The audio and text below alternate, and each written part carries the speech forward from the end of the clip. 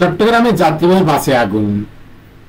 চট্টগ্রামে একটি যাত্রীবাহী বাসে আগুনের ঘটনা ঘটেছে রবিবার সন্ধ্যায় নগরীর কোতোয়ালী থানাধীন নিউ মার্কেট এলাকায় দুর্বৃত্তদের দেওয়া আগুনে এই ঘটনা ঘটে। খবর পেয়ে ফায়ার সার্ভিসের নন্দনকানন স্টেশনের একটি ইউনিট গিয়ে সন্ধ্যা 7:30টার দিকে আগুন নিয়ন্ত্রণে আনে।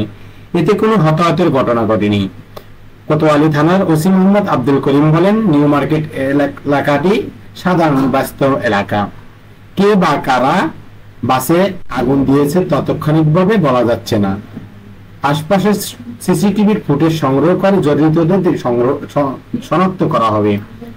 নন্দনকানন ফায়ার সার্ভিস সূত্র জানায়, সন্ধ্যা 7:40 দিকে একটি যাত্রীবাহী বাসে আগুন লাগার খবর পেয়ে তারা ঘটনাস্থলে যায়। তাৎক্ষণিকভাবে আগুন নিভানোর কাজ শুরু করে। 7:15টার দিকে বাসটির আগুন পুরোপুরি নিভিয়ে ফেলা হয়। আগুনে পুড়ে যাওয়া বাসটি নগরের 3 নম্বর রুটে চলাচল করত। আগুনের সূত্রপাত ও ক্ষয়ক্ষতির পরিমাণ জানা যায়নি।